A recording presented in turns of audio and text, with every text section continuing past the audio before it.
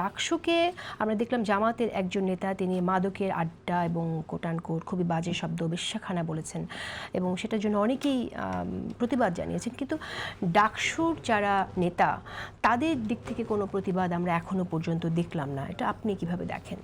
This is very alarming না, যে যখন যেখানে গিয়ে নারীদের বিষয়ে যা খুশি তা বলে ফেলতে পারে।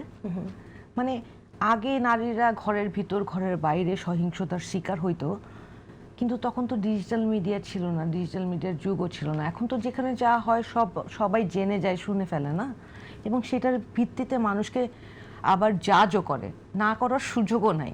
কিন্তু আপনি এখন পর্যন্ত যদি নারীর প্রতি আপনার যেই মানসিক দৈন্যতা সেটা যদি কন্ট্রোল করতে না পারেন, প্রকাশ করে ফেলেন, তাহলে তো মানুষ আপনাকে দুয়োধ্বনি দিবে।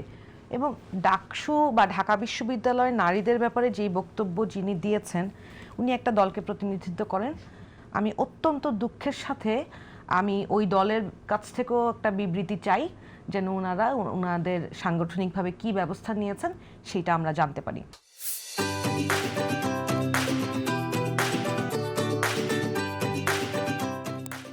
পাশাপাশি যেহেতু নিজেদের বিশ্ববিদ্যালয়ের ছাত্রীদের ব্যাপারে এই ধরনের কথা হয়েছে, ডাকসু থেকে অবশ্যই যখন আজকে বিবৃতি এসছে একটা হিসেবের একটা আলাপ দেখলাম না, যে এই কয়দিন ডাকসু কি করেছে সেটা একটা হিসেব মনে হয় আজকে দিচ্ছিল, লাইভ দেখছিলাম।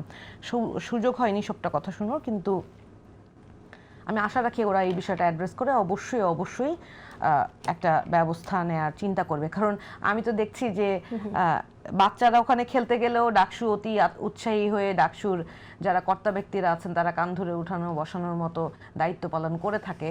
তো সেক্ষেত্রে এই ধরনের একদম বাজে নারীর প্রতি নোংরা মন্তব্য এইটাও অবশ্যই ওনারা অ্যাড্রেস করবেন। এরই পাশাপাশি বর্তমান রাজনৈতিক কালচারে অন্তত অভ্যুত্থান পরবর্তী সময়ে আমরা একটা রাজনৈতিক শিষ্টাচার তৈরি হবে এইটা আশা করেছিলাম। আপা বলেন, এই যে আজকে আপনি যেখানে বসে আছেন, দীর্ঘদিন তো আপনি অনেক কষ্ট করে তারপরে এখানে ফিরে এসে নিজের কাজে ফিরতে পেরেছেন না। এই আমার বোনরা আমরা সবাই মাঠে নেমে আন্দোলন করেছিলাম বলেই কিন্তু গণ অভ্যুত্থান সফল হয়েছে। কিন্তু কাউকে বাস্তবতার কারণে ঘরে ফিরতে হয়েছে, কিন্তু যারা মাঠে আছে তাদের নিত্যদিন কি নোংরা প্রতিহিংসামূলক আচরণের শিকার হতে হয়েছে তা একেবারে বর্ণনাতীত। আমি আমার ইনবক্স খুললে লজ্জায় কাউকে দেখাইতে পারবো না। এবং এইটা এমন না যে অমুক দল স্পেসিফিক্যালি করছে বা তমুক দল স্পেসিফিক্যালি করছে। আমরা তো জোট এই কাল পরশু করলাম, তার আগ পর্যন্ত আমরা তো কোনো জোটের সাথে ছিলাম না, এককই ছিলাম।